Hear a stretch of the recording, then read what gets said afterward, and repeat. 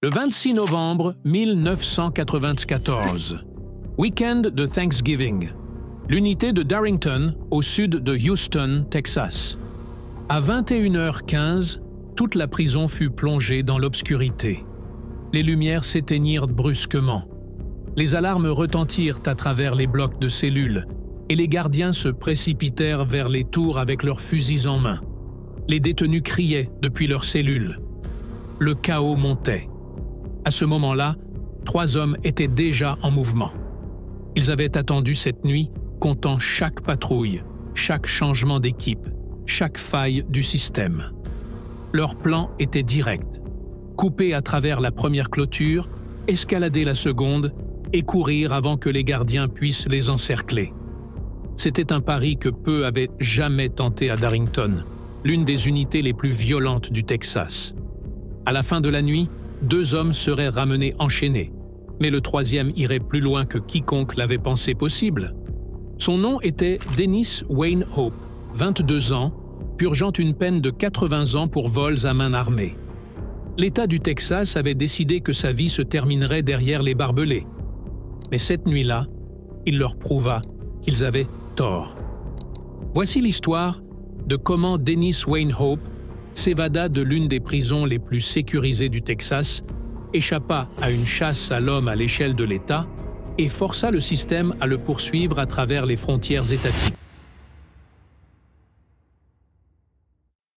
Dennis Wayne Hope avait 22 ans quand le bus l'emmena vers le sud à l'unité de Darrington. Il avait été condamné pour vol à main armée aggravée. Le juge lui avait donné 80 ans. Il n'y avait aucune chance réaliste de libération conditionnelle. La prison était connue dans tout le Texas. Plus de 2000 détenus y étaient hébergés. Beaucoup purgeaient la prison à vie ou des décennies pour crimes violents. Les gardiens avertissaient les nouveaux arrivants que Darrington n'était pas un endroit où faire des erreurs. L'accueil fut immédiat. Les prisonniers criaient aux nouveaux hommes alors qu'ils entraient. Ils les appelaient « chair fraîche ». Il proférait des menaces depuis les coursives. Hope gardait les yeux devant lui. Il suivit la file à travers l'admission. Sa tête fut rasée. On lui donna des vêtements d'État et un numéro. Il fut assigné à une cellule et apprit rapidement les règles. Ne pas fixer un autre détenu. Ne pas toucher des biens qui ne vous appartiennent pas. Marcher en ligne. Porter son plateau de niveau. Ceux qui enfreignaient les règles étaient testés ou attaqués. Hope resta silencieux et observa. Il travailla à la cuisine. Le travail signifiait de longues heures, mais cela lui donnait du mouvement et une routine. Il apprit les horaires, les heures de livraison et le rythme des gardiens de service. Là, il rencontra un autre détenu, Harry Decker. Il était plus âgé et calme. Il faisait son travail sans problème. Hope respectait cela. Hope déposa un appel pour réduire la peine. Il passa du temps à la bibliothèque juridique, mais rien ne changea. L'appel fut rejeté. La sentence demeura. Cette nuit-là, il s'allongea dans sa couchette et réalisa qu'il pourrait ne jamais quitter la prison vivant. La vie à l'intérieur de Darrington était conçue pour briser les hommes. L'horaire ne changeait jamais. Se réveiller avant l'aube. Décompte, faire la queue, manger, travailler. Décompte à nouveau. Cela se répétait chaque jour. L'unité était entourée de champs et de tours de garde. Des gardiens armés surveillaient d'en haut 24 heures sur 24. Les projecteurs couvraient les clôtures la nuit. Les barbelés bordaient chaque barrière. Le message était clair. Personne ne sort. À l'intérieur, la violence était constante. Les blocs de cellules abritaient des gangs qui contrôlaient la drogue, l'argent et la protection. Les disputes sur les dettes se terminaient avec des couteaux faits d'acier ou de fils aiguisés. Les nouveaux détenus étaient testés dès leur arrivée. Ceux qui échouaient à tenir leur position étaient exploités. Hope se tenait à l'écart. Il évitait les disputes et évitait les jeux. Il travailla à la cuisine et apprit que la routine lui donnait une certaine sécurité. Il déplaçait la nourriture, récurait les casseroles et transportait des boîtes. C'était un travail dur, mais cela le tenait éloigné du pire de la politique des blocs de cellules. Harry Decker travaillait à ses côtés. Harry était plus âgé et respecté. Il donna à Hope des conseils simples. « Ne mens pas, ne vole pas aux autres détenus, et ne te fie pas aux promesses. » Hope écouta. Dans un endroit où la plupart des mots ne signifiaient rien, les conseils de Harry avaient du poids. Mais même avec la routine, la menace de violence ne partait jamais. L'émeute du milieu des années 90 le prouva. Un moment, l'aile était bruyante de cris. L'instant d'après, des détenus saignaient sur le sol. Les gardiens utilisèrent la force pour reprendre le contrôle. Des corps furent emportés sur des civières. Hope le vit de première main. L'émeute lui fit comprendre à quel point il avait peu de contrôle sur sa propre survie. Si le mauvais groupe le ciblait, il n'y aurait aucun avertissement, aucun appel, aucune chance. À partir de ce jour, Hope cessa de penser en années ou décennies. Il commença à penser en opportunité. Il ne savait pas comment ou quand, mais il savait qu'il devait trouver un moyen de sortir. Il commença par collecter des informations. Chaque mouvement à l'intérieur de l'unité suivait un schéma, et Hope prêtait attention à tout. Il observait combien de temps les portes du réfectoire restaient ouvertes pendant les repas. Il comptait les minutes entre les vérifications des tours. Il chronométrait les changements d'équipe des gardiens au périmètre.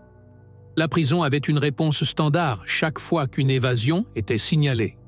Les sirènes se déclenchaient, les tours verrouillaient leur visée sur les champs, et un périmètre de 5 miles était établi autour de l'unité. Les voitures de patrouille et les chiens de pistage couvraient la zone. Hope le vit arriver quand d'autres détenus faisaient des tentatives.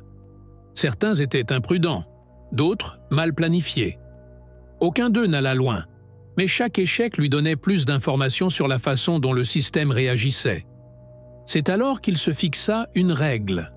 S'il attaquait un jour la clôture, il devait être en dehors de ce périmètre de 5 miles en 30 minutes.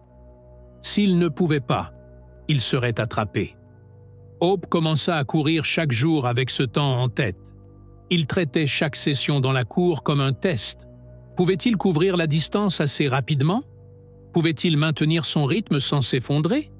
Son expérience en cross-country lui donnait un avantage, mais la prison avait emporté des années de liberté. Il se force à reconstruire son endurance jusqu'à ce que 5 miles deviennent routiniers. L'étape suivante était les outils. Les clôtures étaient renforcées de barbelés. Les couper à main nue était impossible. Hope arrangea un marché discret avec un détenu qui travaillait à la maintenance. En échange de nourriture supplémentaire de la cuisine, il reçut une paire de coupe-fils. Ils étaient assez petits pour être cachés, mais assez forts pour trancher le fil. Il les testa derrière la cuisine, où une cage de stockage contenait la machine à glace. Sans personne qui regardait, il coupa un brin de fil. La coupe était nette. L'outil fonctionnerait. Il le remit au congélateur, caché sous des boîtes de viande. Pour se donner plus de levier, il ajouta plus tard des tuyaux de cuivre sur les poignets, les transformant en prises étendues. Mais passer à travers les clôtures n'était pas le seul défi. Des chiens étaient utilisés lors de chaque chasse à l'homme. Hope se prépara pour cela aussi.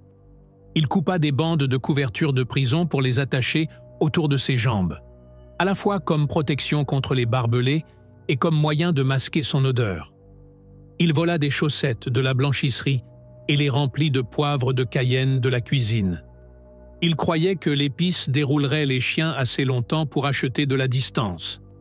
La route d'évasion se dessina par hasard. Un après-midi à la chapelle, il ramassa une brochure d'église laissée sur le sol. Au dos se trouvait une carte de la zone entourant l'unité. Elle montrait des routes, des repères et un ensemble de lignes électriques qui couraient vers Houston. Cette carte lui donna la pièce manquante, une route claire une fois qu'il serait à l'extérieur du fil. Il l'étudia attentivement. L'objectif était simple: franchir les clôtures sprinter au-delà du périmètre de recherche de 5 miles et traverser l'autoroute 288 avant que le filet soit complètement bouclé. Une fois passé l'autoroute, il pourrait suivre les lignes électriques vers le nord, loin de la prison. Hope partagea son plan avec Harry Decker. Harry avait été stable à la cuisine. Il écouta et accepta. Les deux hommes connaissaient le risque. Se faire attraper signifiait des années ajoutées au-dessus de leur peine ou être abattu sur le coup. Mais Harry savait aussi ce que Hope savait. 80 ans ne laissaient aucun autre avenir. Plus tard, un troisième homme entra en scène, Jason Montgomery. Il travaillait près de la chaufferie et avait des connaissances que personne d'autre n'avait. Il savait où se trouvait le générateur. Si ce générateur pouvait être éteint, les lumières au-dessus des clôtures s'éteindraient. Les tours perdraient la visibilité, ne serait-ce que quelques minutes. Cet avantage pourrait être la différence entre la liberté et un corps sur le sol. Avec l'implication de Jason, le plan prit forme. La séquence était claire. Couper l'électricité, couper à travers la première clôture, escalader la seconde et courir jusqu'à ce que le périmètre de 5 miles soit derrière eux. Fin 1994, la planification était terminée. Hope avait les coupe-fils modifiés avec des tubes de cuivre pour un levier supplémentaire. Il les testa sur une clôture cachée derrière la cuisine. Les fils se cassèrent net. Il savait qu'ils tiendraient. Les couvertures furent coupées en bandes. Chaque homme avait un ensemble à enrouler autour de ses jambes et de sa taille avant d'escalader les barbelés. Des chaussettes remplies de poivre de Cayenne étaient prêtes, destinées à être enfilées par-dessus leurs chaussures avant la course. Hope les stocka dans une boîte de la cuisine, mélangée avec du vieux linge qu'aucun gardien ne vérifiait. Chaque pièce d'équipement avait une cachette. Les coupe-fils restaient à l'intérieur du congélateur, enterrés sous la viande congelée. Les couvertures étaient roulées et gardées derrière une pile de manches de vadrouille. Rien n'était laissé dans les cellules, où une fouille aléatoire pourrait les découvrir. Le timing fut répété en silence. Hope courait quotidiennement dans la cour, se poussant jusqu'à ce que 5 miles en moins de 30 minutes soit une garantie. Harry suivait le rythme du mieux qu'il pouvait, plus lent, mais engagé. Jason, qui n'était pas un coureur, fut dit de se concentrer sur son rôle avec l'électricité. L'évasion n'aurait pas lieu un jour de semaine normale. Hope choisit le week-end de Thanksgiving. Moins de gradés seraient de service. Les équipes de nuit seraient gérées par du personnel qui ne voulait rien de plus qu'un poste tranquille et un relais rapide à l'aube. Dans la semaine précédant la tentative, Hope observa les changements. Il étudia les rotations des tours et les décomptes de tête, s'assurant qu'aucune nouvelle mesure n'avait été ajoutée. Il vérifia 2 fois le chemin de la cuisine à la cour, notant chaque porte et serrure qu'il traverserait. Les 2 dernières nuits avant la tentative, Hope dormit à peine. Il savait qu'il n'y aurait pas d'autre chance si cela échouait. Les coupe-fils ne pouvaient pas être remplacés. Le plan était déjà chuchoté plus d'une fois. Si un gardien en captait un indice, le confinement serait immédiat. Le samedi soir, 26 novembre, tout était en place. Les outils étaient cachés à leur place. La route était mémorisée. Chaque homme connaissait sa tâche. Quand les lumières s'éteindraient, il bougerait. Samedi 26 novembre, 1994. Week-end de Thanksgiving. La prison était plus silencieuse que d'habitude. Le personnel supérieur était absent. Les postes de nuit étaient tenus par moins de gardiens. C'était la fenêtre que Hope attendait. Au décompte du soir, il garda la tête baissée comme tout le monde. Les coupe-fils étaient cachés dans ses chaussures, pressés serrés contre ses chevilles. Les bandes de couverture étaient attachées sous ses vêtements, prêtes pour la clôture. Il ne portait rien d'autre. Quoi que ce soit de supplémentaire pourrait le ralentir. Quand la sonnerie libéra sa section, il entra dans le couloir. Harry se dirigeait déjà vers le point de rendez-vous. Jason apparut de l'aile opposée. Ils ne parlèrent pas. Les mots étaient inutiles. La porte de la chaufferie était déverrouillée, comme prévu. 2 commis détenus étaient à l'intérieur, vérifiant les jauges. Jason entra en premier, agissant comme si c'était routinier. Hope suivit. Il sortit un tournevis de sa ceinture et ordonna aux hommes de se coucher au sol. Harry attacha leurs mains avec des bandes de tissu. La prise de contrôle fut rapide. Jason se dirigea directement vers le générateur. Il desserra la conduite de carburant principale. Hope se tourna vers l'unité de secours et la déconnecta. L'effet fut immédiat. Les lumières à travers la cour s'éteignirent. Les tours perdirent la visibilité. Les alarmes se déclenchèrent en quelques secondes, résonnant à travers le complexe. Hope n'attendit pas. Il poussa les coupe-fils dans sa ceinture et quitta la pièce en courant. Les autres suivirent. Les gardiens criaient déjà, les radios crépitaient avec des rapports de perte d'électricité. Ils atteignirent la première clôture. Hope tomba à genoux et força les coupe-fils dans le fil. Les poignées de cuivre donnaient du levier. Il coupa section après section jusqu'à ce qu'un trou s'ouvre assez large pour ramper à travers. Il l'écarta avec ses mains et glissa dessous. Harry suivit, puis Jason. La seconde clôture se dressait directement devant, plus haute, bordée de barbelés sur le dessus. L'escalader était la seule option. Hope se jeta vers le haut. Ses bandes de couverture accrochèrent le fil, mais tinrent. Il balança une jambe par-dessus, déplaça son poids et tomba au sol à l'extérieur. Son manteau se déchira, mais il était libre. Harry passa ensuite. Il ralentit à mi-chemin, ses vêtements pris dans le fil. Hope regarda en arrière et le vit coincé au sommet. Des coups de feu retentirent de la tour. La terre gicla autour d'eux. Sans hésitation, Hope courut en arrière. Il attrapa Harry par le bras et tira fort jusqu'à ce que le tissu se déchire. Harry bascula par-dessus le côté. Jason grimpa en dernier. Il franchit le sommet alors que les coups de feu se rapprochaient. À ce moment, les tours avaient confirmé le mouvement. Les ordres furent criés dans les radios. Les sirènes changèrent de ton. L'évasion n'était plus cachée. Hope toucha le sol en courant. Il sprinta vers le champ ouvert, au-delà des clôtures. Harry luttait derrière lui, boitant de sa chute. Jason était encore plus lent. Les coups de feu les suivirent dans l'obscurité. L'évasion avait commencé. Chaque seconde à partir de ce moment déciderait s'ils vivent ou meurent. Maintenant, la seconde clôture était derrière eux. Devant s'étendaient des champs ouverts. Les projecteurs étaient éteints, mais les tours avaient déjà tiré. Les radios crépitaient à travers l'unité. Les gardiens se déplaçaient pour bloquer chaque sortie. Hope ne ralentit pas. Il sprinta dans l'obscurité. Il connaissait la réponse. En quelques minutes, un périmètre de 5 miles serait scellé. Voitures de patrouille, chiens et équipes armées fermeraient la zone. S'il ne franchissait pas cette ligne en une demi-heure, il serait attrapé. Harry luttait après sa chute. Sa boiterie le ralentissait. Jason était plus loin derrière, essoufflé et hors de rythme. Hope poussa seul vers l'avant. Il n'avait pas le choix. Le terrain était plat et exposé. Chaque pas semblait visible. Des coups retentirent des tours. Certains frappèrent la terre à quelques mètres de lui.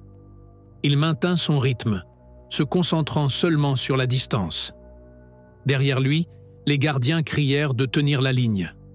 En quelques minutes, des projecteurs montés sur des véhicules balayèrent le champ. Les moteurs rugissaient. Le son des chiens portait dans l'air. Hope dévia vers les lignes électriques qu'il avait mémorisées de la carte. Elle le guiderait vers le nord, vers Houston. Traversant les champs, il continua à bouger. Il ne s'arrêta pas pour Harry ou Jason. Il ne regarda pas en arrière vers les tours. Le plan ne permettait aucun temps pour l'hésitation. Le périmètre se formait. Les gardiens se dispersèrent le long des routes extérieures. Les patrouilles prirent position aux intersections. Les radios confirmèrent les observations. Le filet était presque fermé. Hope courut plus fort. Il s'était entraîné pour ce moment exact. 5 miles en 30 minutes était la règle. S'il pouvait rester devant les chiens et atteindre l'autoroute, il serait en dehors du filet. Les lumières de l'autoroute 288 entrèrent en vue. Des voitures se déplaçaient le long. Ignorante de l'évasion en cours à moins d'1 mile, Hope se baissa et rampa le dernier tronçon, gardant son corps sous les phares. Quand un trou s'ouvrit, il traversa à 4 pattes. De loin, il ressemblait à un animal se déplaçant dans l'herbe. Aucun véhicule ne s'arrêta. Aucun gardien ne tira. Une fois traversé, il se leva à nouveau. La ligne de 5 miles était derrière lui. La prison était toujours dans le chaos, mais il était sorti. Harry et Jason n'y arriveraient pas. Ils furent attrapés dans les jours suivants dans la pierre de recherche. Hope était le seul qui franchit le périmètre. À partir de ce moment, il était officiellement un fugitif. Hope franchit l'autoroute et continua à courir. Il ne s'arrêta pas jusqu'à ce que les lumières de la prison soient loin derrière. À ce moment, les chiens étaient lâchés et les véhicules fouillaient la zone, mais il était déjà en dehors du filet. Il se déplaça prudemment à travers des routes de campagne et des broussailles jusqu'au matin. Au début, il n'avait rien que les vêtements sur son corps et les coupe-fils qu'il avait emportés. Pas de nourriture, pas d'argent et aucun endroit sûr pour se cacher. En un jour, il fit son premier mouvement. Sur une route rurale, il fit signe à un homme âgé conduisant une camionnette. Quand l'homme s'arrêta, Hope monta à l'intérieur et lui ordonna de conduire. Il n'avait pas d'arme, mais il agit comme s'il en avait une. L'homme obtempéra. Hope prit son portefeuille et le camion, le laissant sur le bord de la route. Le portefeuille lui donna une petite quantité d'argent. Ce n'était pas assez. Il avait besoin de plus pour rester devant l'application de la loi. Dans une ville voisine, il entra dans un magasin qu'il avait volé avant la prison. Au comptoir, il sortit un pistolet bébé qu'il avait acheté dans une boutique locale. Il semblait réel, et c'était suffisant. Il ordonna au commis de vider le coffre. L'argent alla dans un sac. Il partit avant que les alarmes puissent déclencher une réponse. Cela fonctionna. Il répéta la méthode dans d'autres magasins à travers Dallas et plus tard à Memphis. Entrée rapide, demande rapide, argent pris et dehors. Le pistolet bébé resta caché jusqu'à la dernière seconde. Les commis supposaient qu'il était réel. L'argent lui donna de la mobilité. Il acheta des vêtements, loua des chambres de motel bon marché et resta en mouvement. À Memphis, il utilisa l'argent volé pour des nuits dans les bars et casinos. Il sortit avec des femmes, dépensa librement et vécut comme si la chasse à l'homme ne se resserrait pas. Mais les vols attirèrent l'attention. La police lia le schéma à ses crimes passés. Les enquêteurs confirmèrent qu'il était actif à nouveau, et cela signifiait qu'il était proche. Chaque vol réduisait la recherche. Hope ne s'en souciait pas. Il était libre et il était déterminé à en profiter tant que cela durait. Les premières observations arrivèrent rapidement. Les magasins de proximité et petites entreprises à travers le Texas commencèrent à signaler des vols de fin de soirée. Les témoins décrivirent un homme portant des vêtements sombres, souvent avec son visage partiellement couvert. La méthode était constante. Une arme montrée ou impliquée. Argent demandé. Aucun mot inutile échangé. C'était le schéma de quelqu'un se déplaçant vite et partant, avant que la police puisse répondre. Les enquêteurs comparèrent les rapports. La taille, la carrure, les manières pointaient toutes vers Hope. Les images de surveillance de caméras granuleuses supportaient le lien. Chaque nouveau vol confirmait que l'évadé était toujours là-dehors, et toujours désespéré. Les preuves commencèrent à s'accumuler. Une voiture volée fut abandonnée à l'extérieur de Dallas, et une autre fut plus tard découverte dans le Tennessee. Les empreintes digitales à l'intérieur du second véhicule correspondaient au dossier de prison de Hope. Cela donna aux enquêteurs un signe clair. Il avait quitté le Texas et se dirigeait vers l'Est. Au moment où ils le tracèrent jusqu'à Memphis, l'opération avait changé. La police locale rejoignit les enquêteurs d'État. Hôtels, agences de location et prêteurs sur gage furent sondés. Hope devait continuer à bouger, mais sa piste était visible à quiconque l'assemblait, étape par étape. La percée clé vint d'un appel téléphonique. Hope avait contacté une femme à Dallas. Les dossiers montrèrent qu'il utilisait des téléphones publics à Memphis pour la contacter. Les équipes de surveillance se concentrèrent sur ce lien. Quand elle accepta de coopérer, ils lui demandèrent de l'appeler sur son beeper. Hope rappela. Il lui dit qu'il était dans un club appelé Denim and Diamonds. Il décrivit même ce qu'il portait.